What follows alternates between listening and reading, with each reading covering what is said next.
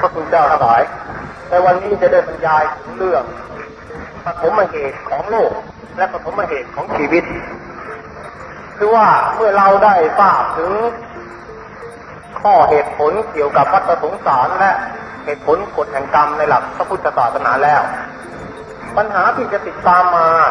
ก็ได้แก่ปัญหาวิวัฒนาการของโลกกับวิวัฒนาการของชีวิตว่าโลกกับชีวิตนี้ตามทัศนะในพุทธศาสนาถือว่ามีสมุฏฐานเหตุมาจากอะไรในประเด็นปัญหานี้เข้าในลักษณะอภิญาตปัญหาคือปัญหาที่พระบรมศาสดาไม่ทรงพยากรณ์เกี่ยวกับปัญหาว่าโลกหน้ามีหรือชีวิตนี้กับชีวิตดวงหน้าเป็นอันเดียวกันหรือสรีระนี้กับสรีระหน้าเป็นสรีระอันเดียวกันหรือปัญหาต่างๆทั้งหมดในครั้งพุทธกาลเองเคยมีพระบ้างคฤหัสถ์บ้างนำมาถูกเป็นปัญหาทูลถามพระพุทธองค์อย่างพระมาลุงกยะได้ตั้งปัญหากระทู้ถามพระบรมศาสดาพร้อมกับตั้งข้อแม้ว่าถ้าพระบรมศาสดาไม่เฉลยปัญหาเหล่านี้กับพระมาลุงกยะแล้วพระมาลุงกยะก็จะทูลลาศึกไม่อยู่บวชในพุทธศาสนาต่อไปพระพุทธองค์ได้ตรัสตอบพระมาลุงกยะว่าดูก่อนมาลุงกยะการที่เธอมาบวชเนี่ย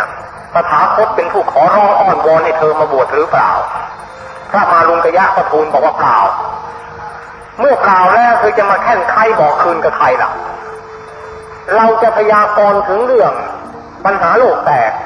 ดังที่ท่านตั้งมาถามเหล่านี้จะพยากรณ์ก็ตามไม่พยากรณ์ก็ตามธรรมะเหล่าใดที่เราแสดงไปแล้ว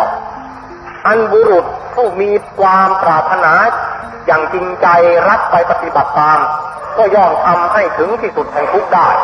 เพราะฉะนั้นการจะตอบหรือไม่ตอบนั่นไม่เป็นสาระสำคัญในพรหมจรรย์ของเราเลยการที่ตัวของเธอมาพัวพันยุ่งเหยิงกับปัญหาเหล่านี้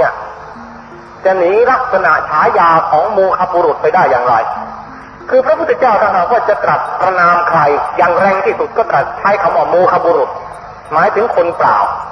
จากสาระคือคุณธรรมและคุณสมบัติโดยประการทั้งปวงแต่ว่าในที่อื่นอาคตสถานแห่งอื่นบางแห่งพระพุทธเจ้าเป็นผู้พยากรณ์เองโดยที่ไม่มีผู้ใดมาทูลขออย่างในมหาปรินิพพานสูตรตรัสพยากรณ์คติของบรรดาอุบาสกอุบาสิกากับพระอานนท์เถระเจ้าว่าท่านผู้นั้นอุบาสกนั้นอุบาสิกานั้นเมื่อขันแตกไปแล้วได้เข้าถึงสุคติโลกสวรรค์ชั้นนั้นนี่พยากรณ์ไว้อย่างนี้ตรัสกับพระอานนท์เถระเจ้าว่าที่เราพยากรณ์อย่างนี้ก็เพื่อที่จะเป็นเครื่องเชิดชูกำลังใจให้แก่ปัจฉิมาชนตาชนที่ได้รู้ว่าผลของการปฏิบัติธรรมไม่เป็นโมฆะได้รับผลประโยชน์ทั้งในทิฏฐธรรมในสัมปรายภพจะได้เป็นกำลังใจจะได้เป็นตัวอย่างแบบฉบับสำหรับคนชั้นต่อไปอย่างนี้ทรงตรัสพยากรณ์เองถ้าเมื่อเราพิจารณาดูอย่างนี้แล้วประหนึ่งว่าพระบรมศาสดานั้นทำอะไรขัดกับพระองค์โดยปริยายประหนึ่งเป็นอย่างนั้นนะครับแต่ความจริงไม่ใช่เช่นนั้นนี่ข้อที่น่าสังเกตว่าคนที่มาตั้งปัญหาอันเป็นอภิญาตปัญหาหรือเรียกกันว่าปัญหาโลกแตกถ้าตั้งปัญหาเหล่านี้มาถามพระองค์ด้วยเจตนาไม่บริสุทธิ์ยกตัวอย่างว่าพวกเหล่านี้มีทิฏฐิฝังอยู่ในสันดานแล้วบางคนเป็นสัตตทิฏฐิบางคนเป็นอุเฉททิฏฐิฝังแน่นเป็นทิฏฐิประมาททิฏฐิประมาทนี่ก็หมายความว่าเป็นทิฏฐิที่แรงมากเป็นทิฏฐิชั้นคณาจารย์ทิฏฐิชั้นชาวบ้านธรรมดาที่เป็นฝ่ายมิจฉาทิฏฐินะยังไม่แรงอย่างพวกมิจฉาทิฏฐิของบุคคลชั้นคณาจารย์มิจฉาทิฏฐิของบุคคลชั้นคณาจารย์ถึงแม้ว่ารู้ว่าผิดก็ไม่ยอมกลับทิฏฐิอันนั้นยกตัวอย่างเช่นสัญชัยเวรัชบุตรทั้งที่รู้ว่าพระธรรมพระพุทธเจ้าดีเมื่อสาวกของตัวคือพระสารีบุตรกับพระโมคคัลลานะเมื่อยังเป็นปริพาชกอยู่ในตำหนักของสัญชัยมาชักชวนอาจารย์สัญชัยให้ไปฟังธรรมในตำหนักพระพุทธองค์ด้วยกันอาจารย์สัญชัยไม่ยอมไปกลับย้อนถามท่านอุปติสสะกับท่านโกริตะทั้งสองท่านว่า คนในโลกนี้คนโง่มากหรือคนฉลาดมากเมื่อได้รับคำตอบว่าคนโง่มากกว่าคนฉลาดสันชัยก็บอกว่าดีแล้วคนฉลาดก็ไปหาพระสมณะโคดมคนโง่ก็มาหาเราได้ประโยชน์จากคนโง่ลาภสักการะของเราก็มากกว่าเพราะคนโง่มีมากกว่าอย่างนี้ก็จะแสดงให้เห็นว่าทิฏฐิประมาทของบุคคลชั้นเจ้าหมู่เจ้าคณะนั้นมีรุนแรงถอนได้ยากเพราะฉะนั้นคนที่มีสัสตทิฏฐิอยู่ในสันดานหรือคนที่มีอุเฉททิฏฐิอยู่ในสันดานหากมาตั้งปัญหาประเภทอัพยากตปัญหาถามพระพุทธองค์แล้วถ้าพระองค์ไปมัวตอบปัญหาของพวกเจ้าทิฏฐิเหล่านี้เหนื่อยเปล่าป่วยการเปล่าพอตอบไปแล้วพวกเหล่านี้ก็ไม่มีทางที่จะกลับอกกลับใจมาเลื่อมใสมิหนำซ้ำชาลีชาดีชาร้ายบางทีจะฟังไม่ได้สับจับเอาไปกระเดียดนึกว่าพระพุทธเจ้าสนับสนุนทัศนะของตัวยกตัวอย่างถ้าหากพระองค์บอกว่าชาติหน้านี้ตกคนเราตายแล้วก็มีปฏิสนธิจิตปฏิสนธิวิญญาณไปเวียนว่ายตายเกิดพวกที่เป็นมีสัสตทิฏฐิเป็นเจ้าเรือนฟังแล้วก็นึกว่าโอ้นี่พระสมณะโคดมพยากรณ์สัสตทิฏฐิเช่นเดียวกับเราแล้วคือแสดงว่ามีไอ้วิญญาณดวงนี้เป็นตัวตั้งตัวตีไปเวียนว่ายตายเกิดอยู่นี่นึกอย่างนั้นไม่ได้เฉลียวใจว่าคำว่าปฏิสนธิวิญญาณในพุทธศาสนาต่างกับปฏิสนธิวิญญาณในศาสนาอื่นอย่างไรคือปฏิสนธิวิญญาณในพุทธศาสนาเรานั้นไม่ใช่เป็นนิจจังแต่ว่าเป็นอนิจจังเกิดดับทุกขณะส่งไปด้วยอำนาจพลังกรรมกับพลังปัญหาพลังอุปาทานสามอันเนี่ยเพราะฉะนั้นจึงมีพุทธภาษิตในอังคุตรนิกายว่ากรรมเนี่ยเป็นเนื้อนาวิญญาณเป็นพืชตัณหาเนี่ยเป็นยางเหนียวในพืชนั้นสิเนโหตัณหาสิเนโหคือแปลว่ายางเหนียวสิเนหะเนี่ยคือเสน่หานี่แหละแปลว่ายางเหนียวมีกรรมเป็นผืนนามีวิญญาณเป็นพืชแล้วก็มีตัณหาเป็นยางเหนียวในพืชนั้นเพราะฉะนั้นเมื่อซัดพืชคือวิญญาณลงไปในแปลงนาคือกรรมเมื่อวิญญาณนั้นยังมียางเหนียวอยู่ก็มีการเจริญเติบกล้าขึ้นมาเมื่อได้รับปัจจัยเช่นแสงแดดอาหารน้ำอันเป็นโอชะมาบำรุงวัฏสงสารก็เกิดทัศนะในเรื่องวิญญาณในพุทธศาสนาจึงต่างกับพวกสัสตทิฏฐิเพราะเราถือว่าวิญญาณก็เกิดจากกรรมเกิดจากสิเนหะคือยางเหนียวปรุงแต่งกันเมื่อสิ่งใดอาศัยปัจจัยปรุงแต่งสิ่งนั้นก็ไม่มีสภาวะที่เที่ยงในตัวมันเองต่างกับทัศนะวิญญาณในฝ่ายสัสตทิฏฐิที่ถือว่าวิญญาณเที่ยงวิญญาณดวงนี้ดวงเดียวยืนโรงอยู่เป็นผู้เปลี่ยนไปเปลี่ยนมาตามภพต่างๆเป็นผู้ที่ท่องเที่ยวไปในภพน้อยภพใหญ่เพราะฉะนั้นคนที่มีสัสตทิฏฐิเป็นเจ้าเรือนหากมาฟังพุทธพยากรณ์แล้วก็จะฟังไม่ได้สับจับเอาไปกระเดียดดีอกดีใจบอกพระสมณะโคดมพยากรณ์สัสตทิฏฐิเหมือนกับเราอย่างนี้ป่วยการเปล่านี่พวกหนึ่งอีกพวกหนึ่งถ้าหากว่ามีอุเฉททิฏฐิเป็นเจ้าเรือนอยู่ในขันธสันดานพวกนี้ถ้าตั้งปัญหาอัพยากตปัญหาทูลถามพระพุทธองค์เข้าพระพุทธองค์ถ้าตรัสพยากรณ์บอกว่าวิญญาณดวงที่ไปท่องเที่ยวต่างกับวิญญาณในดวงนี้ไม่ใช่วิญญาณในดวงนี้ไปเกิดในภพหน้าแต่เป็นคนละอันคนละดวงกันถ้าพยากรณ์อย่างนี้พวกที่มีอุเฉททิฏฐิเป็นเจ้าเรือนฟังไม่ได้สับจะเอาไปกระเดียดนึกว่าโอ้พระสมณะโคดมพยากรณ์ว่าวิญญาณขาดศูนย์พระตรัสบอกดวงนี้ไม่ใช่ดวงนั้นขาดศูนย์แล้วเป็นการสนับสนุนทิฏฐิของเราพวกเจ้าลัทธิสองพวกมีความโน้มเอียงไปในทางที่ตัวเชื่ออยู่แล้วเพราะฉะนั้นการที่จะมาพยากรณ์อัพยากตปัญหากับพวกเหล่านี้เหนื่อยเปล่าพระองค์จึงตัดบทเสียไม่พูดไปแล้วก็เหนื่อยแต่ถ้าหากว่าคนที่เขาตั้งปัญหาชนิดที่ว่าอยากรู้อยากเห็นตั้งปัญหาด้วยความต้องการอยากรู้อยากเห็นจริงๆมีความสงสัยในเรื่องนี้จริงๆโดยที่ไม่มีสัสตทิฏฐิหรืออุเฉททิฏฐิเป็นเจ้าเรือนแล้วพระพุทธเจ้าตรัสพยากรณ์ทุกรายไปเลยทีเดียวไม่มีเลยที่จะไม่พยากรณ์และบางครั้งก็ไม่ต้องอาศัยใครมาทูลถามพระองค์พยากรณ์พระองค์เองขึ้นมาเฉยๆก็มีวาระเหตุต่างๆแล้วก็เล่าความเป็นไปต่างๆขึ้นมาเองนี่เพราะฉะนั้นการแสดงธรรมของพระพุทธเจ้าจึงเข้าลักษณะว่าวาจาใดแท้แต่ถ้าไม่ประกอบด้วยประโยชน์นะพระองค์ก็จะไม่ตรัสเลยแต่ถ้าวาจาประเภทใดเป็นของแท้ของจริงและมีประโยชน์ด้วยพระองค์จะเป็นผู้ที่รู้กาละที่จะตรัส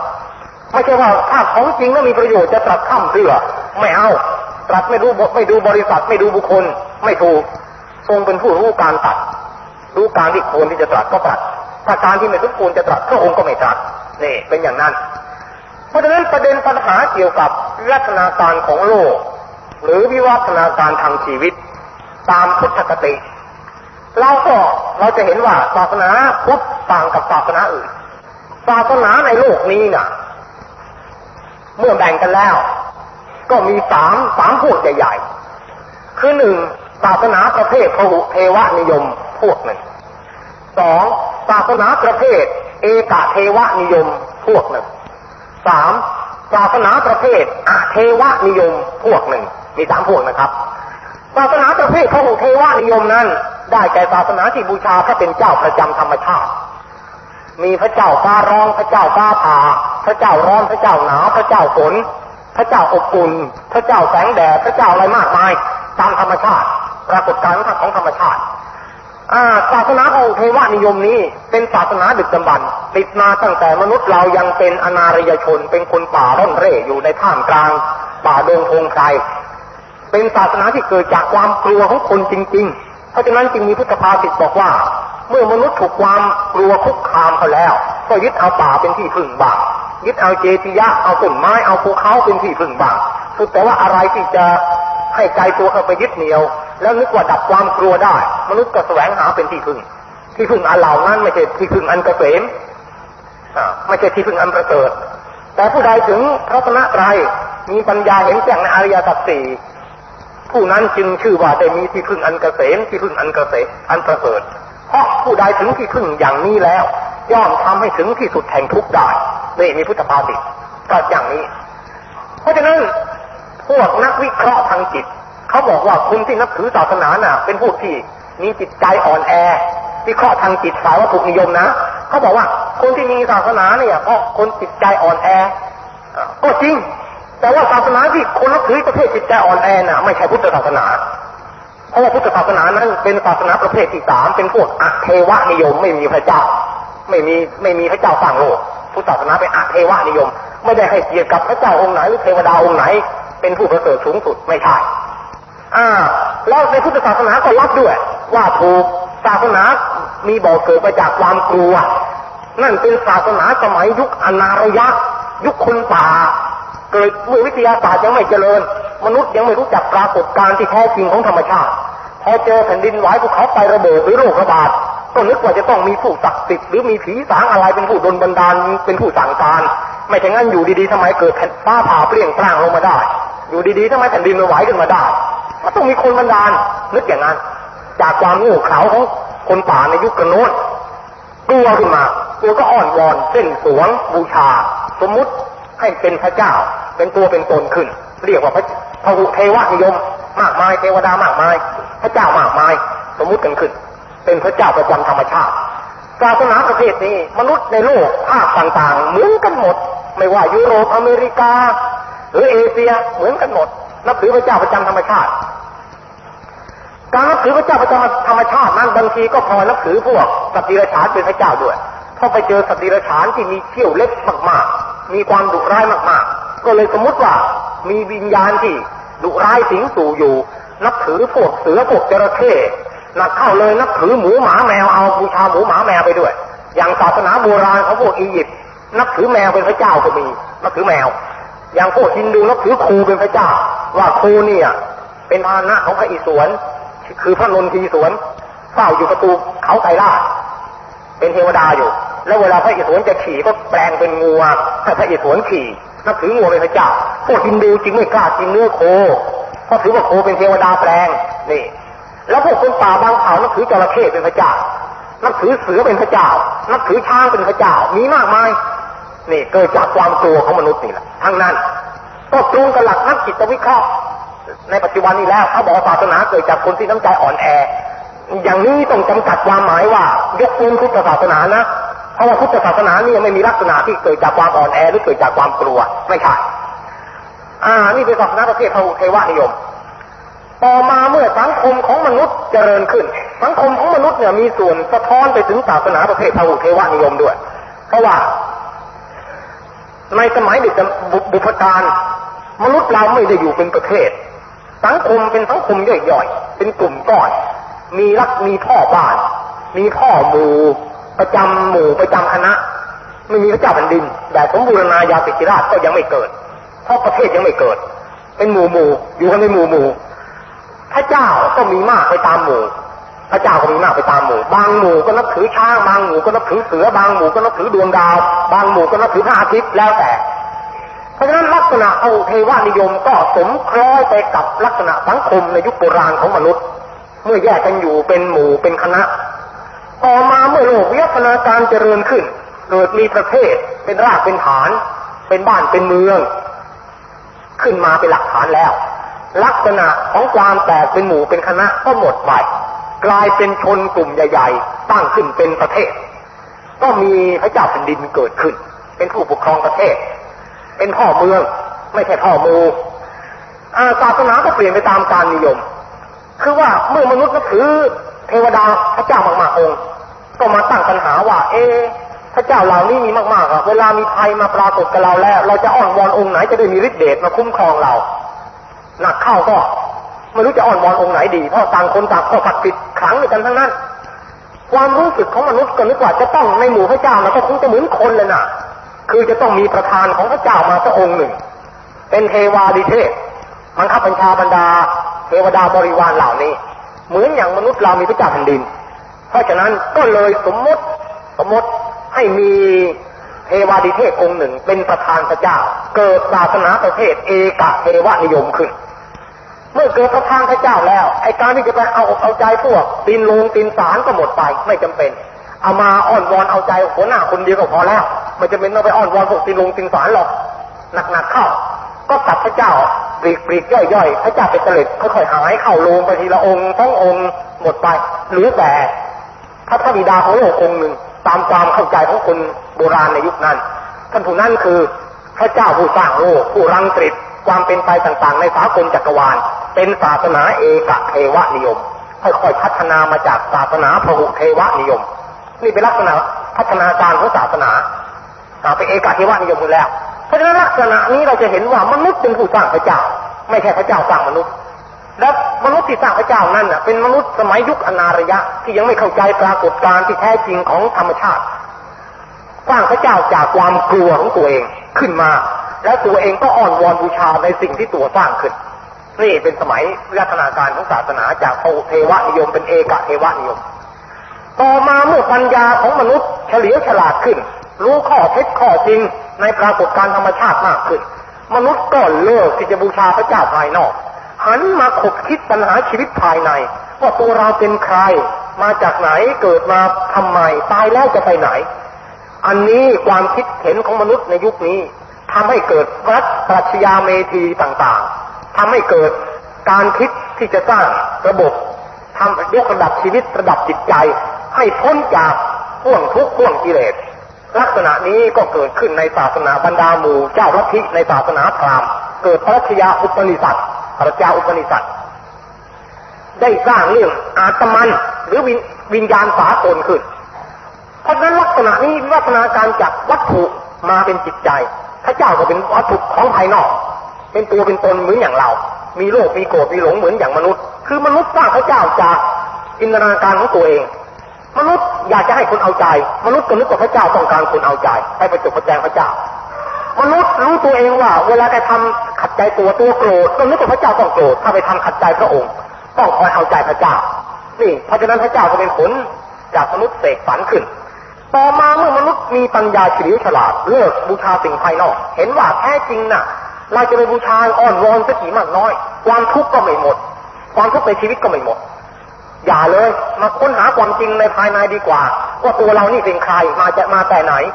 ไอ้การที่ต้องการจะขบปัญหาว่าตัวเราเป็นใครมาแต่ไหนเนี่ยจึงได้เกิดปรัชญาชนิดที่ว่าอาตมันหรือปรัชญาประเภทนิยมอัตตาขึ้นมาคือขบไปขบมาก็เห็นว่าตัวเราที่จริงไม่ใช่ตัวนี้ตัวเราที่จริงไอ้ตัวนี้เป็นเพียงแต่เรือนร่างตัวเราที่จริงเป็นเจ้าของเรือนร่างอันนี้เป็นผู้อาศัยร่างมันขับบัญชาเรือนร่างอันนี้ตัวเราอันนี้จะต้องไม่เกิดไม่ดับไม่แตกไม่สูญเป็นผู้ไปท่องเที่ยวไปในภพน้อยภพใหญ่เพราะฉะนั้นเมื่อ ศาสนาวิวัฒนาการมาถึงยุคที่สามคือยุคที่มาค้นหาความจริงภายในจึงได้เกิดลัทธิปรัชญาประเภทสัพพตทิฏฐิที่ถืออาตมันหรือวิญญาณสากลเป็นประทัดฐานแล้ววิญญาณสากลหรืออาตมันเนี่ยก็เรียกกันว่าเป็นพรหมบ้างเป็นปรมาตมันบ้างหรือเรียกอะไรก็แล้วแต่เถอะจิตสากลบ้างอะไรต่างๆอย่างแม้ในทางตะวันตกก็เหมือนตะวันออกตะวันตกอย่างปรัชญาของสปิโนซาอย่างนี้สปิโนซาก็ถือว่ามี universal mind คือจิตที่เป็นจิตสากลเป็นที่รวมของจิตต่างๆโลกความเป็นไปของโลกน่ะรังสรรค์ออกมาจาก universal mind อันนี้คือจิตสากลอันนี้กระท้อนภาพแบ่งแยกออกมาอันนี้เราจะเห็นว่าค่อยๆเจริญขึ้นมาระดับนี้มนุษย์เลิกเชื่ออภินิหารพระเจ้าภายนอกแล้วนึกว่าตัวเรานี่คือพระเจ้าคือพรหมอหัมธัมมัสมิตัตวัมอสินี่เป็นหัวใจในปรัชญาฮินดูครับปรัชญาศาสนาพราหมณ์ที่เป็นชั้นอันติเมตชั้นสูงสุดชั้นโลกุตระของเขาน่ะเขามีคำขวัญประจำปรัชญาในอุปนิษัทบอกว่าอหัมธัมมัสมิตัวเรานี่เป็นพรหมตัตวัมอสิแม่สูก็เช่นเดียวกันถ้าอยากพูดกันอย่างง่ายๆบอกว่าไม่ต้องบูชาพระเจ้าภายนอกหรอกพระเจ้าสร้างโลกภายนอกเกทั้งนั้นตัวของข้านี่แหละคือพระเจ้าคืออัตตานี่เป็นตัวพระเจ้าแม้แต่ตัวท่านก็มีพระเจ้าในตัวท่านเองคืออัตตาที่แท้ของท่านก็เป็นพระเจ้าศาสนาวิวัฒนาการมาถึงขั้นนี้ก็ถือเอาตัวตนของตัวเองเป็นพระเจ้าอัตตาที่แท้เป็นพระเจ้าโซนอาตมันเป็นพระเจ้าเป็นพรหมนี่เป็นจุดสูงสุดในศาสนาประเภทที่วิวัฒนาการมาพอปัญญาของมนุษย์ฉลาดขึ้นอีกยุคหนึ่งคือมาในสมัยที่พุทธศาสนาอุบัติขึ้นแล้วพุทธศาสนาจึงเป็นศาสนาที่ถืออเทวนิยมไม่ให้ความสำคัญแก่พระเจ้าหรือก๊อดเลยนี่เป็นลักษณะพิเศษในพุทธศาสนาพุทธศาสนาได้เจริญขึ้นในท่ามกลางบรรดาเจ้าหมู่เจ้าคณะที่กำลังคิดว่าตัวตนเป็นพระเจ้าแล้วก็ในอินเดียเราก็ทราบแล้วว่าศาสนาพราหมณ์น่ะเป็นศาสนาถ้าจะเรียกแล้วก็เป็นศาสนาจับชายคือถ้าจะเปรียบเป็นห้างสรรพสินค้าก็มีสินค้าหลายประเภทตั้งแต่บุ่มจีไม้กวาดที่นอนหมอนมุ้งกระทั่งโทรทัศน์จำหน่ายสำหรับให้คนที่ต้องการสินค้าประเภทไหนหยิบไปในศาสนาพราหมณ์นะครับผู้ที่มีปัญญาสูงหน่อยก็นับถือพระเจ้าในตัวของตัวเองคืออัตตาของตัวเป็นพระเจ้าผู้ที่โง่ลงมาก็นับถือพระเจ้าภายนอกเป็นตัวเป็นตนเป็นมี4 มือ 8 มืออะไรต่างๆเป็นนารายณ์ศิวะไปผู้ที่ต่ำยิ่งกว่านั้นก็นับถือพระเจ้าประเภทดิรัจฉานไปสัตว์ดิรัจฉานไหว้งูไหว้ลิงไหว้ข้างไหว้ลิงก็ไหว้เป็นหนุมานเป็นผู้ศักดิ์สิทธิ์ไหว้ลิงไหว้ข้างไปนี่ต่ำไปกว่านั้นที่ต่ำลงยิ่งกว่านั้นก็บูชาศิวลึงบ้างบูชาศิวลึงเครื่องเทศของมนุษย์นี่ต่ำลงไปยิ่งกว่าบูชาดิรัจฉานนี่ก็เขาต่ำลงมาศาสนาพราหมณ์มีหมดผมถึงบอกเปรียบเหมือนกับห้างสรรพสินค้าสโตร์มีสินค้าสารพัดนี่พุทธศาสนาเกิดขึ้นในท่ามกลางศาสนาที่มีสปิริตทั้งสูงทั้งต่ำอย่างนี้เพราะฉะนั้น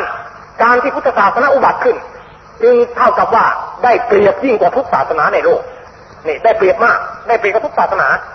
ศาสนาอื่นๆน่ะไปเกิดในพระพุทธเจ้าเราน่ะเกิดในหมู่คนฉลาดนะการที่พระองค์ประดิษฐานพุทธศาสนาเนี่ยถ้าไม่ดีจริงแล้วก็ตั้งไม่ได้เขาตีเจ้งไปหมดนี่ถ้าไม่ดีจริงนะไม่เหมือนกับศาสดาบางท่านไปเกิดในทะเลทรายบ้างไปเกิดใน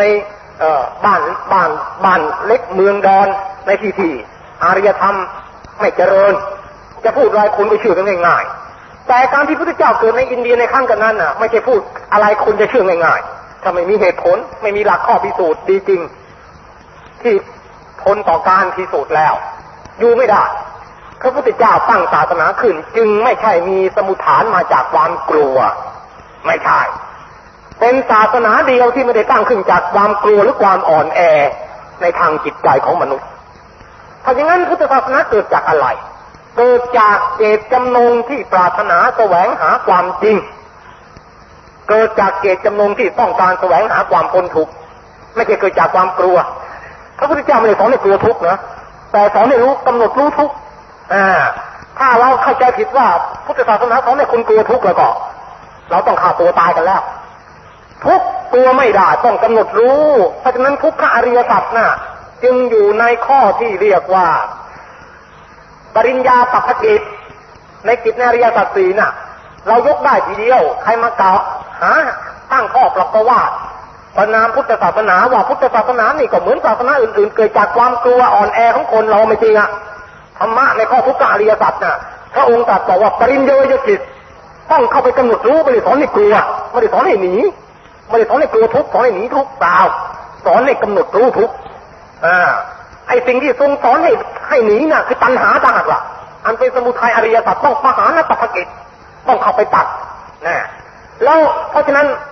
คนที่นับถือพุทธศาสนาแล้วเกิดจิตใจอ่อนแอน่ะเป็นด้วยความเข้าใจผิดของคนนั้นเองที่เข้าไม่ถึงแก่นในพุทธศาสนา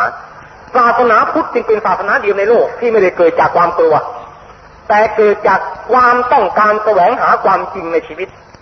เกิดจากความต้องการจะแก้ปมเรื่องทุกข์ของมนุษย์ให้แตกหักออกไปหรือพูดอีกอย่างหนึ่งว่าเกิดจากน้ำใจอันกล้าหาญเด็ดเดี่ยวในการที่ต้องการต่อสู้กับความทุกข์ไม่ใช่หนีทุกข์อันนี้สำคัญนะครับท่านต้องย้ำให้ดีเพราะมีคนโจมตีพุทธศาสนาว่าเป็นพวกเพสซิมิสต์มองโลกในแง่ร้ายมัวแต่สอนกันทุกไม่ต้องทำอะไรกันละเห็นทุกสิ่งเป็นทุกข์หมดอย่างนี้ใจคอห่อเหี่ยวหมดเราต้องแก้เขาบอกอย่างนั้นท่านกำลังเข้าใจผิดแล้วธรรมะพระพุทธเจ้าไม่ได้สอนให้หนีทุกข์นะสอนให้สู้กับทุกข์ถ้าสอนให้หนีทุกข์ก็พระพุทธเจ้าตรัสรู้แล้วไม่ต้องมาสอนคนแล้วทิ้งบ้านทิ้งช่องอยู่ในป่าพระอรหันต์ตรัสรู้แล้วก็เข้าป่าเข้ารกเข้าพงรีบอนุปาทิเสสนิพพานไม่ต้องมาทรมานทรกรรมชีวิตทำประโยชน์ให้กับโลกพุทธศาสนาสอนให้สู้หน้ากับทุกข์คือสู้หน้ากับความจริงไม่ใช่หนีความจริงทุกข์เป็นความจริงเนี่ยเป็นอริยสัจเนี่ยไอ้สู้หน้ากับความจริงให้รับรู้ในความจริงอันนั้นไอ้สิ่งที่เราจะถอนจะละน่ะปัญหาต่างหากไม่ใช่ตัวทุกข์แต่เราต้องรู้จักอธิบายสำหรับแก้คนที่ยังหลงผิดเข้าใจพุทธศาสนาผิดอยู่เพราะฉะนั้นเมื่อเรารู้ว่าพุทธศาสนาไม่ได้เกิดจากสมุฏฐานของความกลัวไม่ได้เกิดจากสมุฏฐานความอ่อนแอเช่นนี้โลกทัศน์ในพุทธศาสนาจึงแตกต่างกับโลกทัศน์ในศาสนาอื่นๆทั้งหมดศาสนาที่เป็นฝ่ายอาเทวนิยมในโลกนี่มีเพียง2ศาสนาคือพุทธกับศาสนาเชนศาสนาเชนก็เป็นศาสนาที่เกิดในอินเดียเหมือนกันศาสนาเชนซึ่งตั้งโดยมหาวีระเจ้าลัทธิที่มีชีวิตร่วมพุทธสมัยเป็นเชื้อสายกษัตริย์เมืองเวสาลีมหาวีระหรืออีกนายหนึ่งคือนิโครนาตบุตรครูทั้ง6ครูคนหนึ่งในครู6คนน่ะนิโครนาตบุตรเนี่ยศาสนาเชนก็เป็นศาสนาที่อยู่ในประเภทอเทวนิยมไม่มีพระเจ้าปฏิเสธพระเจ้าปฏิเสธการสร้างโลกจากพระเจ้าถือว่าโลกเกิดจากกรรมเป็นผู้สร้างเหมือนพุทธศาสนาแต่พุทธเชนน่ะแม้จะตรงกันในข้อนี้แต่ไปเลี่ยงกันในวิธีปฏิบัติคือเชนเป็นฝ่ายถืออัตตกิลมัฏฐานุโยคให้ทรมานตัวให้แสบเผ็ดอย่างสาหัสเมื่อบรรเพ็ญตบะถึงขั้นสุดท้ายใครอดข้าวจนตายตลอดชีวิตถือว่าหลุดพ้นจากข้าวนิพพานอดข้าวจนตายมีอัตตกิลมัฏฐานุโยคอย่างสาหัสพระพุทธเจ้าท่านเลือกเดินทางสายกลางนี่ต่างกับเชนตรงนี้ในทางปฏิบัตินะฮะในทางทฤษฎีเชนรับรองมีอาตมันหรืออัตตาแต่พุทธปฏิเสธอัตตานี่เพราะนั้นพุทธศาสนากับศาสนาเชนน่ะตรงกันในข้อที่ว่าเป็นอเทวนิยมเหมือนกันปฏิเสธพระเจ้าผู้สร้างโลกเหมือนกันถือว่ากรรมเป็นผู้ปรุงโลกสร้างโลกเหมือนกันแต่ต่างกันที่1เชนถือว่ามีอัตตาเที่ยงพุทธถืออนัตตาเชนบอกว่าทำอัตตกิลมัฏฐานุโยคดีทำแล้วหลุดพ้นทุกข์พุทธบอกว่าไม่ดีต้องเดินมัชฌิมปฏิปทาต่างกันตรงนี้2ศาสนานี้ศาสนาเชนเวลานี้น่ะมีคนนับถือราวๆไม่เกิน10 ล้านคนในอินเดียแล้วก็เป็นศาสนาที่ไม่เคยแพร่หลายออกนอกอินเดียเลยเพราะเป็นศาสนาที่รุนแรงเกินไปในทางปฏิบัติจึงไม่สามารถที่จะแพร่หลายไปในต่างประเทศได้หาคนนับถือได้ยากเป็นศาสนาหัวชีเปลือยไงผู้นิครนน่ะคราวนี้โลกทัศน์ในพุทธศาสนาเกี่ยวกับเรื่องพระเจ้าเรื่องวิทยาการหรือสมุฏฐานของชีวิตว่ามีมาจากอะไรเราก็แตกต่างกับโลกทัศน์ในศาสนาอื่นคือโลกทัศน์ในศาสนาอื่นน่ะมักจะตั้งปัญหาถามบอกว่าตัวเรามาจากไหนโลกมาแต่ไหนเขาตั้งปัญหาถามนี้แต่ว่าโลกมาแต่ไหนแล้ววิญญาณเรามาแต่ไหนล่ะการตอบปัญหาเหล่านี้ก็พุ่งไปในทางที่ว่าโลกมาจากพระเจ้าผู้สร้างเพราะมนุษย์เราอัดอั้นปันอุราก็ต้อง โยนกองให้พระเจ้าประพฤติพือเป็นผู้รับผิดชอบเป็นดีที่สุดพวกมีมาจากพระเจ้าผู้สร้างตัวเราหรือเอาพระเจ้าเป็นผู้สร้างวิญญาณเรามาไงล่ะนี่เป็นการตอบอย่างกำปั้นทุบดินของพวกที่นับถือขึ้นต้นตั้งปัญหาว่าทุกนี้มาแต่ไหนจะดับทุกข์ด้วยวิธีประการใดนี่ต่างกับศาสนาอื่นแล้วศาสนาอื่นเขาตั้งปัญหาถามบอกว่าโลกนี้มาแต่ไหนวิญญาณนี้หรือมาจากใครผู้สร้างวิญญาณเนี่ยปัญหาเพ่งออกนอกตัวออกไปข้างนอกแต่พุทธเราเพ่งเข้าข้างในบอกว่าทุกนี้มาแต่ไหนถามตั้งปัญหาถามว่าทุกนี้มาแต่ไหนจะดับทุกข์ด้วยวิธีประการใดนี่เมื่อประเด็นอันเป็นสมุฏฐานบ่อเกิดศาสนาแตกต่างกันอย่างนี้คำตอบหรือคำเฉลยในปัญหาสองประการนี้จึงแตกต่างไปอย่างซ้ายข้างหรือขวาข้างหนึ่งทีเดียวศาสนาประเภทที่มีเทวนิยมเขาต้องพูดเหมือนว่าพระเจ้าสร้างโลกพระเจ้าเป็นผู้รังสิตโลกเป็นผู้สร้างดวงวิญญาณแต่พวกเราเพ่งบอกว่าทุกข์นี้มาแต่อวิชชาเพ่งมาทางปฏิจจสมุปบาทเมื่ออวิชชาดับทุกข์ก็ดับ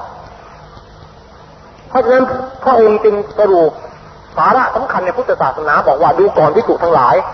ทั้งในอดีตและปัจจุบันสิ่งเดียวที่ตถาคตสอนกับพวกเธอคือทุกข์และความดับทุกข์เท่านั้นนี่เป็นคำสรุปสาระสำคัญในพุทธศาสนาทรงแสดงเรื่องทุกข์กับความดับทุกข์คำนี้เป็นคำย่อๆนะแต่รวมปฏิจจสมุปบาทรวมอริยสัจสี่อยู่ในนั้นหมดหรือถ้าอย่างพูดอย่างพระอัตถชิก็เยธรรมาเหตุปภวานี่แหละรวมอยู่ในคำว่าทุกข์กับความดับทุกข์อันนี้เป็นหัวใจในพุทธศาสนาแต่แล้วแต่ใครจะไปพลิกแพลงพูดในโวหารต่างๆกันแต่สรุปแล้วก็อยู่ในคำสองคำนี้ทุกข์กับความดับทุกข์นี่เป็นสาระในพุทธศาสนาของเราถ้าหากว่ามีคนเขาตั้งกลับประวัติถามบอกว่าในพุทธศาสนาสอนเรามีพระเจ้าผู้สร้างไหมเราบอกไม่มีเขาตั้งปัญหาถามบอกว่าถ้าโลกไม่มีพระเจ้าผู้สร้างแล้วบ้านที่ท่านอยู่น่ะมันเกิดขึ้นเองได้ไหมต้องมีคนสร้างไหมบ้านเราบอกมีสิมีในช่างสร้างเขาก็ย้อนบอกว่าโลกนี้ก็เหมือนกันต้องมีผู้สร้างสิไม่มีผู้สร้างจะไปเกิดในโลกได้ยังไงเขาตั้งปัญหาถามอย่างนี้แล้วท่านจะตอบไปยังไงผู้ที่ถือเทวนิยมเขาตั้งปัญหาอย่างนี้วิธีการตอบของเราชาวพุทธเราก็มีวิธีตอบเราถามบอกว่าแหมขอบคุณมากที่ท่านนิยมในเหตุผลนะโลกเป็นผลพระเจ้าเป็นเหตุแม้เหตุผลดีเหลือเกินพุทธศาสนาก็มีศาสนานิยมเหตุผลพระเจ้าเป็นผลพระเจ้าโลกเป็นผลพระเจ้าเป็นเหตุในประการเดียวกันอยากจะย้อนเอาเหตุผลที่ท่านใช้กับข้าพเจ้านี่ย้อนถามท่านหน่อยเถอะว่าแล้วพระเจ้าเล่าใครเป็นผู้สร้างพระเจ้านี่ใครเป็นผู้สร้างเขาบอกว่าเกิดขึ้นเองไม่ต้องมีใครสร้างแล้วกันนี่ท่านกำลังค้านตัวท่านเองนะเมื่อกี้ยกท่านบอกว่าต้องเหตุต้องมีผลมาจากเหตุแต่ในขณะนี้ท่านอ้างเป็นตัวเป็นตาบอดลูกนี่ต้องเป็นผลจะต้องมาจากเหตุคือผู้สร้างแล้วเวลานี้ท่านกำลังค้านตัวท่านเองแล้วบอกไม่ต้องพระเจ้าเกิดขึ้นเองเนี่ยเป็นการค้านเหตุผลในตัวท่านเองแล้วถ้าหากว่าพระเจ้าท่านเกิดขึ้นเองได้ทำไมท่านจะไม่ยอมให้พวกข้าพเจ้าถือว่าโลกนี้เกิดโดยธรรมดาบ้างไม่ได้เหรอเขาไม่ได้ธรรมดาไม่ได้ถ้ามันดูดีๆจะมีบ้านโผล่มาไม่ได้ต้องมีช่างไม้ต้องมีช่างปูนเราถามบอกว่าไอ้ช่างไม้ช่างปูนก่อนจะมาสร้างบ้านเนี่ยใครจ้างมันมาใครเรียกมันมาช่างไม้ช่างปูนก็เป็นผลนะต้องมีผู้จ้างมันเงินไม่ออกจากกระเป๋ามันก็ไม่มาสร้างให้ฟรีๆนะจะบอกให้และไอ้การที่มาสร้างบ้านสร้างอะไรเรียนลงมันก็ต้องมีสัมภาระในวัตถุการก่อสร้างเช่นอิฐปูนเหล็กดินทรายมันต้องมีสิพระเจ้าเอาอุปกรณ์อะไรมาสร้างโลกพระเจ้าของท่านเอาอุปกรณ์อะไรมาสร้างโลกมีอุปกรณ์สร้างมาไหมก็ในช่างจะสร้างบ้านต้องมีอุปกรณ์สร้างในเครื่องไม้เครื่องมือในสร้างในการสร้างแล้วพระเจ้าจะสร้างโลกเนี่ยก็ต้องมีอุปกรณ์เหมือนกันอุปกรณ์อันนี้มาจากไหนบอกบันดาลเองบันดาลให้มีเองแล้วกันนี่กำลังพูดถึงเหตุผลท่านเองก็กล่าวเรื่องเหตุเรื่องผลเป็นตุเป็นตาเรื่องเวลานี้ท่านกำลังปฏิเสธเหตุผลที่ท่านกล่าวอ้างมาเสียแล้วบอกเกิดเองได้อีกแล้วมีหรือเกิดเองถ้าเกิดเองได้ทำไมโลกเกิดเองบ้างไม่ได้ท่านจะยอมให้โลกเกิดเองไม่ได้ถ้าไม่ได้ข้าพเจ้าก็ไม่ยอมให้พระเจ้าเกิดเองได้เหมือนกันแต่ว่างั้นถ้าท่านไม่ยอมให้โลกเกิดเองได้เราก็ไม่ยอมให้พระเจ้าเขาเกิดเองได้ไม่ได้สิเสมอกันสิทีเวลาจะมาเล่นงานพุทธศาสนารู้จักเอาเหตุผลมายกมาอ้างแล้วตัวเองไม่รู้จักเอาเหตุผลในข้อเดียวกันมาถามตัวเองหรอกพอถูกฝ่ายพุทธย้อนถามเขาบ้างบอกว่าเกิดเองเกิดขึ้นเองแล้วพุทธบอกโลกเกิดเองกลับบอกไม่ยอมนี่เราก็บอกให้วินยูชนพิจารณาดูเถอะ ว่าใครจะเป็นคนนิยมเหตุผลกันแน่ถ้าพิจารณาดูคราวนี้ตีต่างว่าโลกมีพระเจ้าจริงเอาละเรายอมรับละโลกมีพระเจ้าจริงถ้าสมมตินะว่าโลกมีพระเจ้าสร้างจริงอยากจะทราบว่าพระเจ้าองค์ไหนเป็นผู้สร้างเพราะศาสนาต่างๆในโลกเนี่ยมีมากมายที่มีพระเจ้าของจริงก็มีเง็กเสียงห้องเต้ส่วนโกติเป็นผู้สร้างโลกของคริสต์ก็มียะโฮวาเป็นผู้สร้างโลกของอียิปต์ก็มีราคือพระเจ้าราบังสุริยเทพเป็นผู้สร้างโลกศาสนาชินโตของญี่ปุ่นสุริยเทพไม่ใช่ผู้ชายเป็นผู้หญิงชื่ออมะเตระสุนางเทพีสุริยะเป็นผู้สร้างโลกศาสนาพราหมณ์ก็มีอีศวรนารายณ์พรหมเป็นผู้สร้างแล้วมีน้ำซ้ำพระเจ้าสามองค์นี้ยังทะเลาะกันแย่งตำแหน่งผู้สร้างด้วยซ้ำศาสนาพราหมณ์เองพระเจ้าสามองค์ยังขัดคอกันอยู่เลยใครเป็นผู้สร้างแน่ยังไม่รู้เลยพราหมณ์ที่นับถือพระนารายณ์เป็นใหญ่ใบสนกนิกายก็บอกว่านารานี่แหละสร้างพระพรหมก็สร้างพระอีศวรพระพรหมเนี่ยเกิดจากนาพีพระนารายณ์เวลาบรรทมกสิณสมุทรอยู่บนพญานาคราชอนันตนาคราชในกระแสสิงสากรเข้าฌานไปเกิดดอกบัวโผล่มาจากนาพีสะดือพระนารายณ์แล้วดอกบัวบานมาเป็นพระพรหมเกิดได้ดอกบัวพระพรหมนี่ต่างหากว่าเป็นลูกพระนารายณ์พราหมณ์ผู้ใบสนกนิกายถืออย่างนั้นตอนนี้ไปฟังพวกพราหมณ์นับถือพระพรหมบ้างสิโอ้ยนารายณ์ต้องแกกันอีสวนน่ะพระพรหมกูเป็นคนสร้างละไม่ใช่ใครหรอกพรหมกูสร้างไปฟังวาทะพูดสิว่าไสวะนิกายสิพวกนี้บอกไม่จริงนารายณ์เป็นขี้เขาพระอีสวนถูขี้ไข่ปั้นเป็นนารายณ์ออกมาต่างหากว่าพระพรหมก็เหมือนกันพระอีสวนมันเป็นตบะพระพรหมโผล่ขึ้นมาในกองไฟอีสวนบรรดาได้เกิดเพราะฉะนั้นอีสวนเป็นผู้สร้างศาสนาพราหมณ์ศาสนาเดียวแท้ๆพระเจ้าสามองค์แย่งตำแหน่งกันจะเป็นแชมเปี้ยนสร้างโลกซะแล้วแล้วใครเป็นพระเจ้าที่แท้ที่เป็นคนสร้างโลกศาสนาพวกคนป่าอินเดียแดงนับถือจระเข้เขาบอกจระเข้เป็นคนสร้างโลกอินเดียแดงในอเมริกาใต้นับถือจระเข้ในลุ่มแม่น้ำอเมซอนบอกว่าจระเข้เป็นผู้สร้างโลกนะศาสนาของพวกคนป่าในแอฟริกาบางเหล่านับถือลิงกอริลลาเป็นผู้สร้างเข้าทีหน่อยลิงกอริลลานี่มันเหมือนคนเพราะว่ากอริลลาเป็นผู้สร้างโลกแล้วไปนับไปมูลไอ้พวกศาสนาที่มีพระเจ้าสร้างโลกทั้งหลายน่ะเป็นร้อยศาสนาพระเจ้าองค์ไหนกันพ่อคุณเป็นผู้สร้างอยากจะรู้นักเชียวทุกศาสนาก็อ้างว่าพระเจ้าของข้านี่แหละแท้ของอื่นเก้ใครเป็นคนพูดสาวกในศาสนาพูดเอาคำเดียวคนอื่นเขาไม่รับรู้ด้วยแล้วอย่างนี้จะฟังเป็นเหตุผลได้ไหมหรือว่าจะต้องให้พระเจ้าเหล่านี้มาแข่งขันในกีฬาโอลิมปิกชิงตำแหน่งแชมเปี้ยนสร้างโลกตัดสินเด็ดขาดไปเลยว่าใครเป็นคนสร้างว่ามากมายนี่ไม่ใช่ว่าทุกศาสนาต่างๆในโลกนี้มีพระเจ้าองค์เดียวเหมือนกันหมดเมื่อไหร่ล่ะเรียกชื่อกันต่างๆแล้วต่างศาสนาต่างก็ไม่ยอมรับฐานะของพระเจ้าอีกองค์หนึ่งว่าเป็นพระเจ้าจริงคัดค้านหาว่าพระเจ้าคนอื่นน่ะเก้ของตัวน่ะจริงเมื่อเป็นเช่นนี้แล้วจะฟังความใครแน่ว่าใครเป็นผู้สร้างทะเลาะกันได้ด้วยตำแหน่งชิงแชมเปี้ยนสร้างโลกชิงแชมเปี้ยนกันถ้าเขาอ้างว่าโอ้พระเจ้าองค์เดียวกันล้อแต่บูชาในนามต่างๆกันพระองค์แบ่งภาคอวตารมาเป็นเงี้ยเสียงห้องเต้บ้างแบ่งภาคอวตารเป็นยะโฮวาบ้างแบ่งภาคอวตารเป็นลิงกอริลลาบ้างอะไรต่างๆถ้าเขาว่างั้นนะเราก็ถามเขาว่าถ้าเป็นอย่างนั้นจริงใจ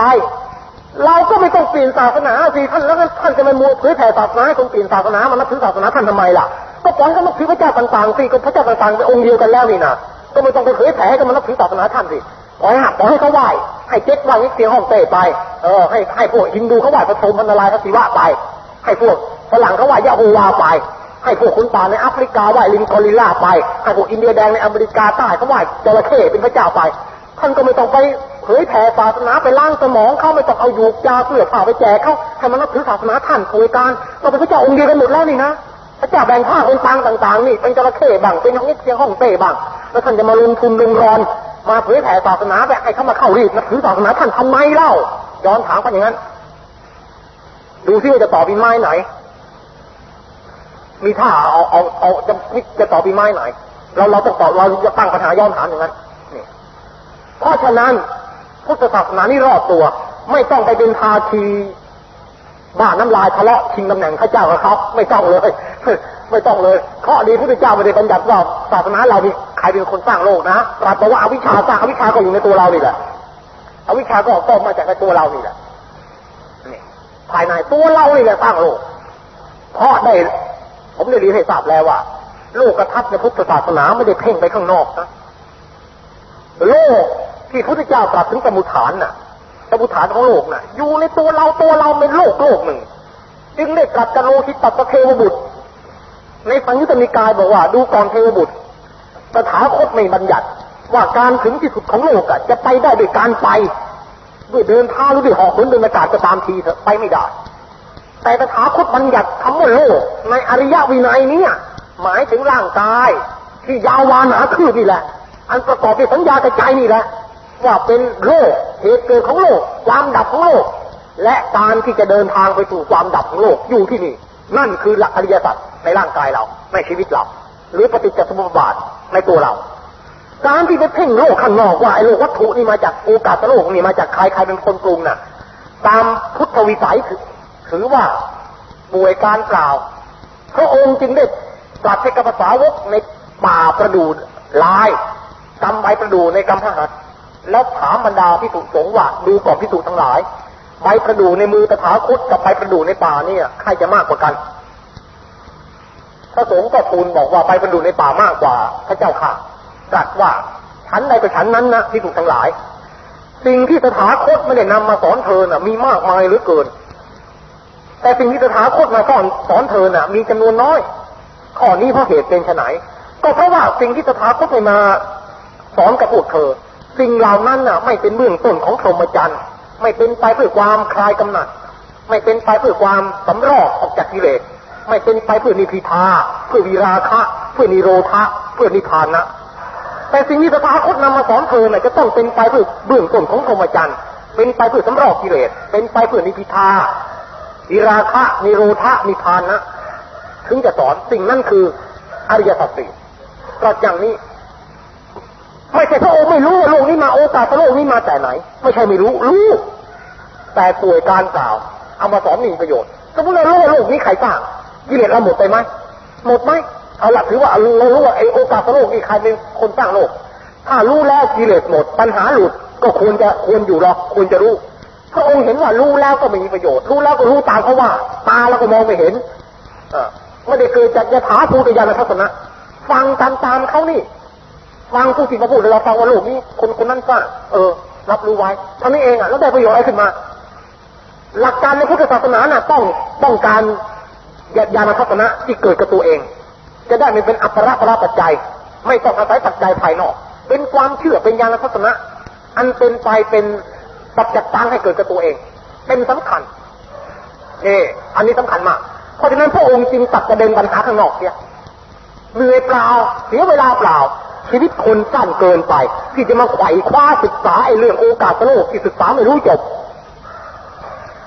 เราจะปล่อยชีวิตนี้น่ะไอ้มันเป็นหมันในการศึกษาเรื่องโอกาสโลกไม่รู้จบทำไมสู้มาศึกษาโลกที่เรามีอยู่แล้วไม่ดีกว่าหรือโลกภายในคนเรานี่เป็นโลกหนึ่งไม่ดีกว่าหรือเพราะฉะนั้นหลักการในพุทธศาสนาจึงเพ่งภายในไม่เพ่งภายนอกอันเนี้ยพระองค์ได้ตรัสอุปมาว่าเหมือนกับคนเจ็บถูกสอนเข้ามาต้องลูกศรมาให้นายแพทย์รักษาก่อนที่นายแพทย์จะถอนสอนออกน่ะคนเจ็บบอกกับนายแพทย์บอกว่าหมออย่าเพิ่งรักษาฉันอย่าเพิ่งถอนสอนออกจากตัวฉันอยากจะรู้ว่าคนยิงฉันเนี่ยเป็นใครผู้หญิงหรือผู้ชายลูกเต้าเหล่าใครตั้งบ้านเรือนอยู่ที่ไหนนี่หมอไปช่วยสืบมาให้ฉันดูรู้ทีเถอะแล้วฉันจะให้รักษาหมอคนไหนถ้ารับไปสืบมาให้รู้นะหมอคนนั้นก็โง่คนไข้ต้องตายเปล่ากว่าจะเอาคำตอบพวกนี้คนไข้ตายไปแล้วพิสูจน์สอนกำทราบตายไปก่อนแล้วไม่มีประโยชน์พระพุทธเจ้าตรัสว่าพระองค์ก็เหมือนนายแพทย์คนนั้นพระองค์ไม่มีหน้าที่จะมาตอบบอกว่าโอกาสโลกนี้ใครเป็นสร้างวิญญาณชั้นต้นตอปฐมมนุษย์คนแรกคือใครชื่ออะไรลูกเต้าเราใครไม่ใช่หน้าที่อย่างนี้ต้องหน้าที่ศาลหน้าที่ตำรวจเขาไปสืบไม่ใช่หน้าที่พระองค์เป็นแพทย์มารักษาโลกคือโลกกิเลสโลกทุกข์ถอนกิเลสให้วางยาคือทำโมสดให้นี่ไม่ใช่หน้าที่ไปสืบสาวเราเรื่องของพวกนี้สืบสาวเราเรื่องมาแกก็ตายเปล่ารู้แล้วมีประโยชน์อะไรในเมื่อชีวิตแกก็ต้องมาตายอย่างนี้เพราะเหตุนั้นพระองค์เป็นแพทย์ไม่ใช่ตำรวจไม่ใช่ศาลจะได้ไปเที่ยวสืบสาวหาคนร้ายว่าเป็นลูกเต้าเราใครบ้านอยู่ที่ไหนมาตอบปัญหากับคนไข้เหล่านั้นพระองค์จึงตรัสบอกว่าการที่เรามาคิดฟุ้งซ่านในเรื่องโอกาสโลกว่าใครเป็นคนสร้างชีวิตดวงแรกเนี่ยพ่อแม่ของเป็นใครเป็นปัญหาอาจินไตโรคจินดาอาจินไตน่ะมี4คือปัญหาที่ไม่ควรจะคิดแล้วมีส่วนแห่งความเป็นคนบ้าคนบอต่อจากนั้นนะคือฟุ้งซ่านเกิดความฟุ้งซ่านเหมือนคนบ้าคนบอหาไอ้ทางที่จะอันติมะไม่ได้คือ1พุทธวิสัย2กรรมวิบาก3ฌานวิสัย4โรคจินดา4ประการด้วยกัน นี่พุทธวิสัยน่ะคือว่าวิสัยพุทธเจ้าน่ะคนภูมิชั้นสาวกคาดประมาณพระองค์ไม่ถูกต้องพระพุทธเจ้ากับพระพุทธเจ้าด้วยกันถึงจะยังกันถึงคนชั้นอรหันต์หรือชั้นปัจเจกพุทธเจ้ายังไม่ถึงเพราะฉะนั้นบุตุชนป่วยการกล่าวที่จะมาคิดคาดคะเนต่างๆว่าพระพุทธเจ้าทำไมท่านทำได้อย่างนั้นทำไมท่านทำได้อย่างนี้ป่วยการนะอันนี้เป็นพุทธวิสัยสองกรรมวิบากของกรรมเนี่ยละเอียดพิสดารเป็นลูกโซ่การที่เราเห็นคนทำชั่วแต่ได้ดีในชาตินี้แล้วก็นึกว่าทำดีไม่ได้ผลทำชั่วไม่ได้ผลน่ะเป็นการคาดคะเนผิดเพราะเราไม่มีญาณทัศนะไปติดตามในอดีตว่าคนนี้น่ะไอ้ขณะที่ปัจจุบันเนี่ยเขากำลังเสวยผลกรรมในขณะใดในปางไหนอยู่เพราะฉะนั้นการคาดคะเนวิบากของกรรมน่ะก็ป่วยการไปเปล่าฌานวิสัยก็เหมือนกันคนที่ได้ฌานย่อมมีภูมิของจิตมีอภินิหารทางจิตตอนนี้พิสดารแตกต่างกับคนที่ไม่ได้ฌานเช่นทำอภิญญาต่างๆได้ถ้าเราไปเอาภูมิของคนที่ไม่ได้ฌานไปอย่างท่านก็ป่วยการเปล่าโลกกินดาคือปัญหาเรื่องโอกาสโลกหมุนเวียนมาแต่ไหนใครเป็นปฐมเหตุอันนี้ก็เข้าลักษณะเป็นอจินไตย4ประการด้วยกันคือปัญหาที่ไม่ควรจะคิดแล้วก็มีส่วนแห่งความเป็นคนบ้าคือหมายความว่าคิดแล้วใจคอมันฟุ้งซ่านอย่างปัญหาเรื่องพระเจ้าสร้างโลกเนี่ยถ้าสมมติเราเชื่อแน่ว่าพระเจ้าสร้างโลกเราก็อดสงสัยไม่ได้ว่าแล้วพระเจ้าศาสนาอื่นล่ะเขาไม่มีส่วนจะสร้างโลกบ้างหรือเรามีแต่จริงพระเจ้าของศาสนาเราศาสนาเองหรือจริงศาสนาเองเก้หรือไอ้จริงเราว่าเอาขั้นเดียวกันหลักเขาก็ว่าเขาจริงเราก็ว่าเราจริงแล้วใครล่ะเป็นคนสร้างเนี่ยพระเจ้าองค์ไหนล่ะเป็นคนสร้างให้มายิ่งคิดยิ่งฟุ้งเวลายิ่งคิดยิ่งฟุ้งเวลาแล้วคิดไปคิดไปยังไม่บอกแล้วพระเจ้ามันใครมันมีเราก็ต้องมีพ่อแม่พระเจ้าต้องมีพ่อแม่สิพระเจ้าเกิดเองดื้อๆด้านๆเกิดเองเราทำไมเราว่าเราเกิดเองบ้างไม่ได้ล่ะโลกเกิดเองก็ได้นี่นะทำไมเขาไม่ยอมล่ะแน่คิดอย่างนี้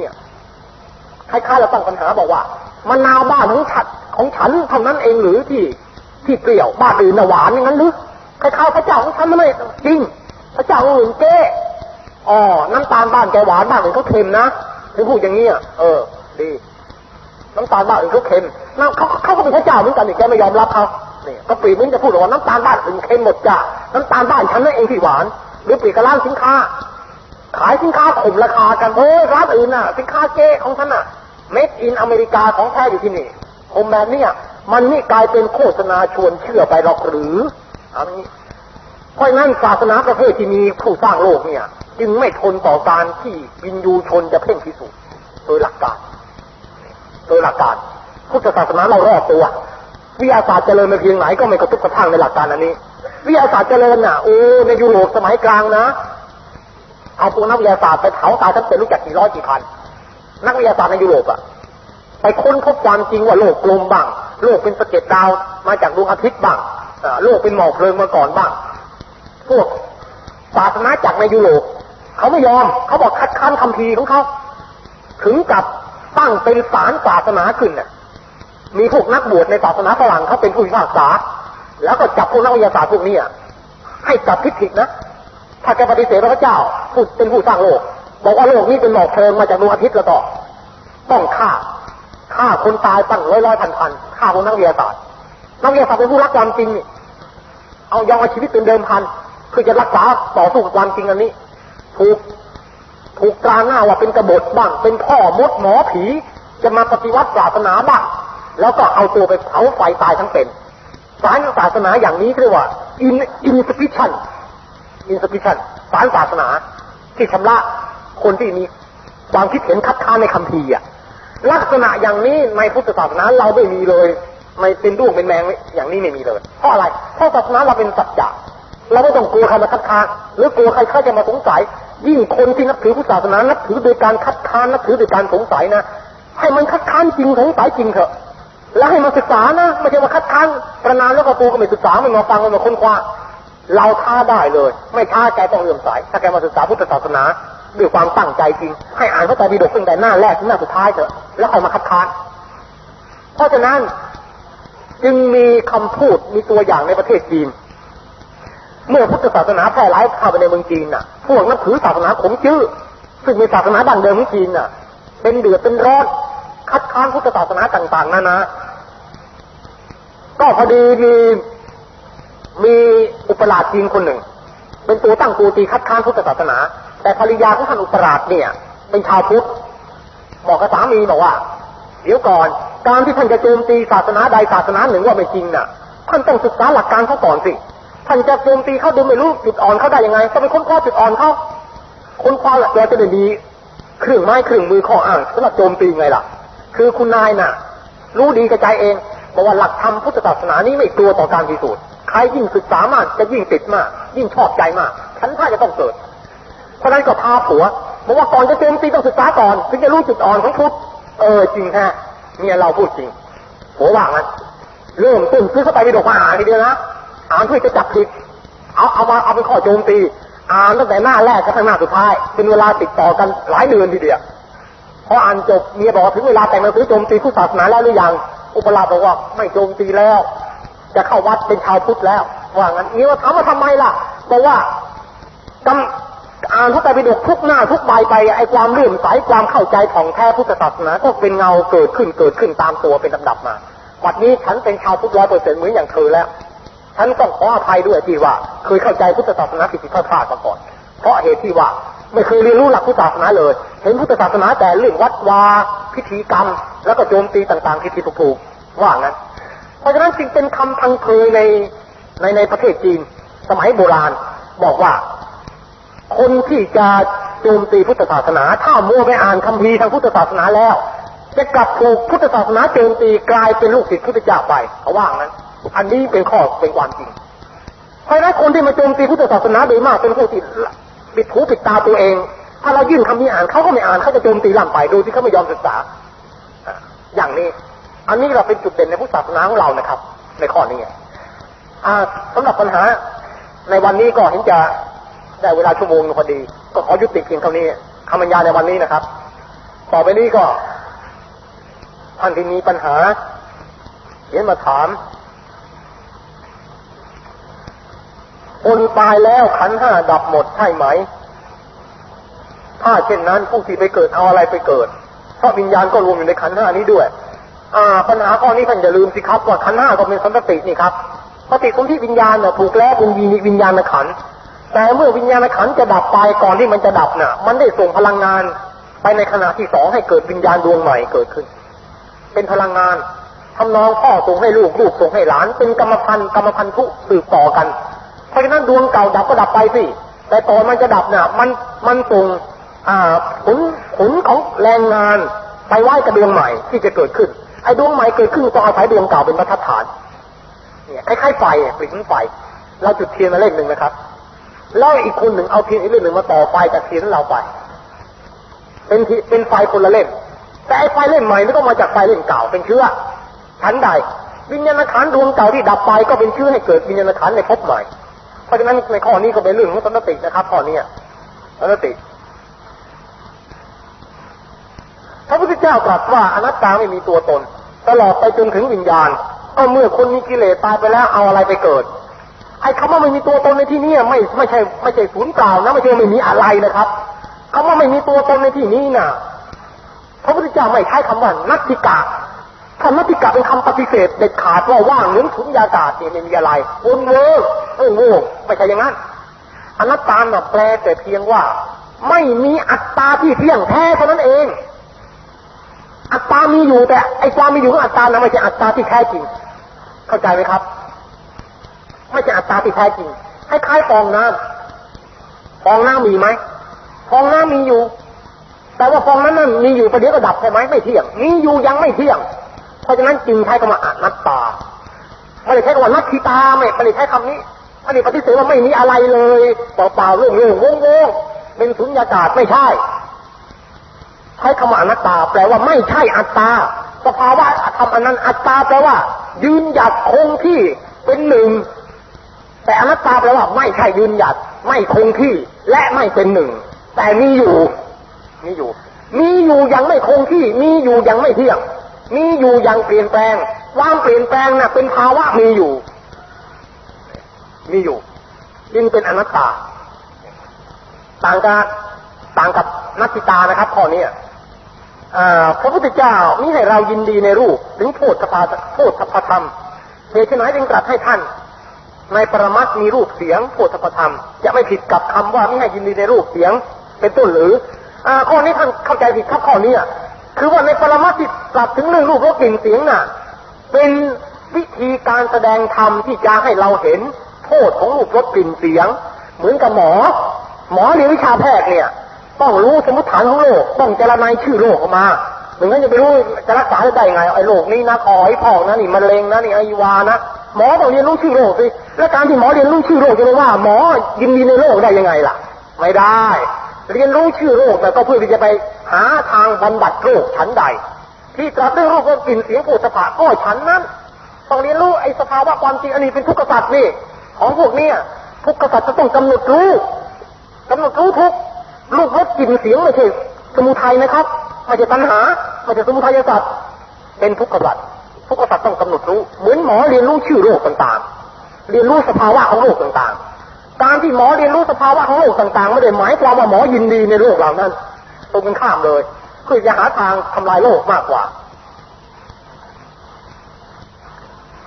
สำหรับปัญหาในที่ผมบรรยายในวันนี้มีท่านผู้ใดสงสัยไหมขอให้ถามปัญหาในวันนี้ก่อนมีท่านผู้ใดสงสัยหรือเปล่า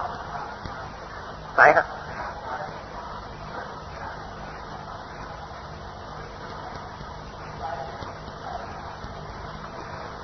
ทิฏฐิทิฏฐิที่มีความหมายว่าไม่มีนี้คำสอนในข้อนี้แสดงว่าเป็นการปฏิเสธเหตุปัจจัยทุกอย่างใช่ไหมใช่ครับใช่ปฏิเสธเหตุปัจจัยปฏิเสธบุญกรรมใช่เช่นทั้งที่มีความเห็นว่าไม่เที่ยงทั้งที่มีความเห็นว่าขาดศูนย์และก็ปฏิเสธเหตุอื่นๆอีกถึงที่มีเหตุปัจจัยส่วนที่เป็นสังคตธรรมและอสังคตธรรมก็ถือเอาว่าไม่มีใช่ไหมใช่ถูกแล้วไม่มีนิพพานไม่มีบุญคุณบิดามารดาคุณสมณพราหมณ์เป็นนัตติกาทิฏฐิใช่อะอีกข้อหนึ่งท่านถามบอกว่าตอนที่พุทธศาสนาจะเข้ามาสู่เมืองไทยคนไทยเรานับถือศาสนาอะไรมาก่อนและผู้ที่เข้ามาเผยแพร่นั้นเผยแพร่โดยวิธีไหนคนไทยเราจึงยอมรับนับถืออย่างไม่เสื่อมคลาย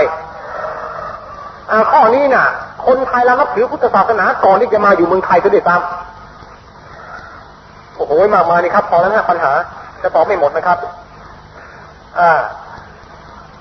คนไทยเรานับถือศาสนาพุทธก่อนที่จะเข้ามาอยู่เมืองไทยคนไทยพ่อกษัตริย์ไทยพระองค์แรกที่นับถือพุทธศาสนานั้นคือกษัตริย์แห่งอาณาจักรไอ้ลาวราวพศ600เศษราวพศชื่อขุนหลวงเมาหรือขุนหลวงเมากษัตริย์แห่งอาณาจักรไอ้ลาวราวพศ600เศษเวลานั้นไทยยังอยู่ในยุนนานของจีนอยู่เพราะฉะนั้นชนชาติไทยจึงเป็นชนชาติที่นับถือพุทธศาสนามากว่า1,000 ปีมาแล้วตั้งแต่สมัยพระเจ้าไอ้ลาวที่ขุนหลวงเมาเมื่อมาอยู่เมืองไทยถ้าถามถึงก่อนหน้าพอฮะถ้าถามถึงก่อนหน้า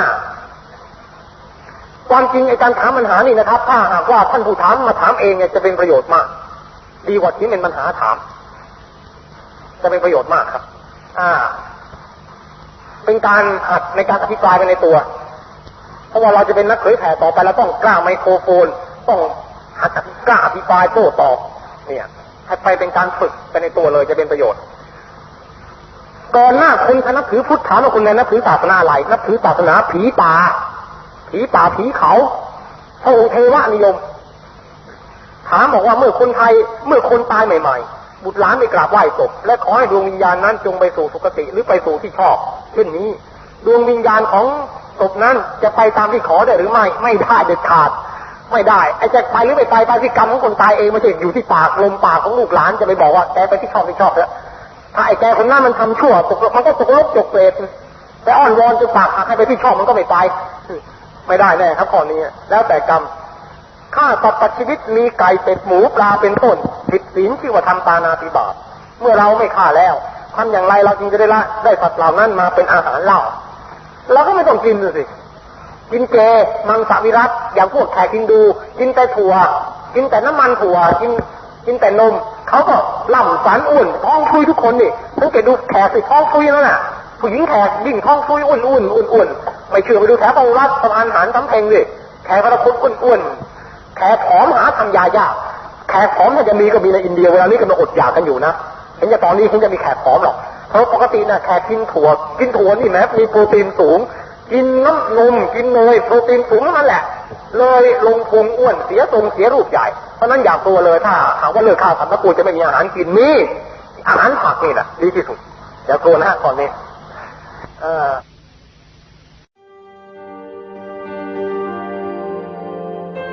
ในบรรดาบุคคลผู้เป็นฆราวาสที่ได้รับยกย่องว่าเป็นนักปราชญ์แห่งวงการศาสนานับแต่อดีตจนถึงปัจจุบันนี้หากนับที่คุณสมบัติก็ไม่มีผู้ใดเป็นเลิศเกินกว่าอาจารย์เสถียรโพธินันทะด้วยท่านผู้นี้เป็นอุดมบุรุษ